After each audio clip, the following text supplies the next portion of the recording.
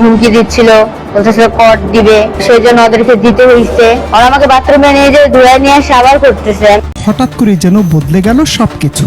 বন্ধু প্রথমে ওই তরুণীকে নিয়ে যায় একটি গোডাউনে, এরপর সেখানে ঢোকে বাকি দুই বন্ধু। কোনো কিছু বুঝে ওঠার আগে শুরু হয় পাশবিক নির্যাতন।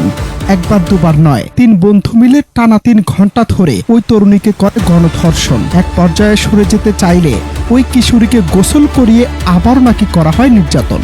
শুনতে অবাক লাগলেও মর্মান্তিক এমন ঘটনায় রীতিমতো তোলপাড় চলছে জেলা জুড়ে।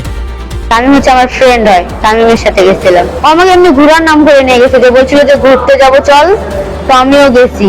তো পরে ওরা আমাকে ওইখানে নিয়ে গেছে, মানে আমাকে ধর্ষণ করা হয়েছে।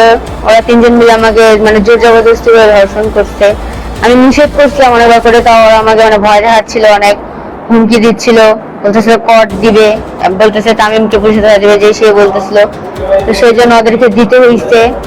আবার ফের মানে আমি যে অসুস্থ হয়ে পড়ছি, ওরা এটা দেখেই না, ওরা আমাকে জোর করে মানে করতেছে। আমি যে কতবার করে নিষেধ করলাম, ওরা আমাকে বাথরুমে নিয়ে যে ধুয়ে নিয়ে এসে আবার করতেছে। আমি মানে এটা হচ্ছে আমার উপরে মনে করেন যে 12টা থেকে 3টা পর্যন্ত চলছেই।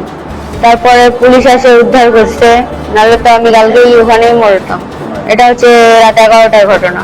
না, আমি বিকালে বের হয়েছি, বিকালে বাইরে আমি মুন্সিহার ওদিকে গেছিলাম, তারপর ওর সাথে দেখা করছি। আমি ন্যায় বিচার চাই। আমার সাথে যে ন্যায় অন্যায়টা হয়েছে এটার আমি বিচার চাই, তাদের আমি ফাঁসি চাই। সূত্র জানায়, বাড়ি থেকে বের হয়েছিল বান্ধবীর জন্মদিনের দাওয়াতে যাবে বলে। রাতে পরিবারকে ফোনে জানায় দেরি হওয়ায় বান্ধবীর বাসাতেই থেকে যাচ্ছে সে।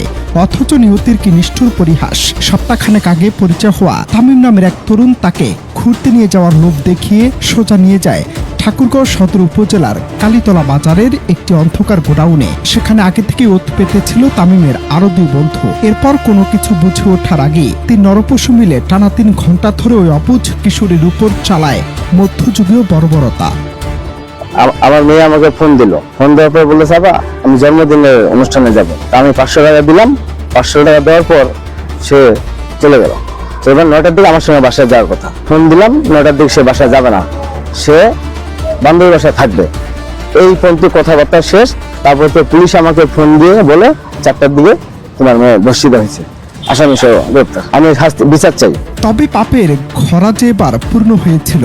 গভীর রাতে কালীতলা বাজারে টহল দিচ্ছিল পুলিশের একটি বিশেষ দল। ঠিক তখনই মামলার দ্বিতীয় আসামি রনির বাবার গোডাউনের সামনে একটি মোটরসাইকেলে সন্দেহজনক ও বারবার যাতায়াত চোখে পড়ে দায়িত্বরত পুলিশ সদস্যদের। গভীর সন্দেহে পুলিশ সেখানে আকস্মিক অভিযান চালাতেই বেরিয়ে আসে ভেতরের এই পৈশাচিক সত্য। অন্ধকার গোডাউন থেকে মুমূর্ষু অবস্থায় উদ্ধার করা হয় ওই কিশোরীকে। পুলিশ কালক্ষেপণ না করে দ্রুত তাকে ঠাকুরগাঁও 250 শয্যা বিশিষ্ট জেনারেল হাসপাতালে ভর্তি করে। আর হাতে নাতে গ্রেফতার করা হয় সেই 3 বন্ধুকে।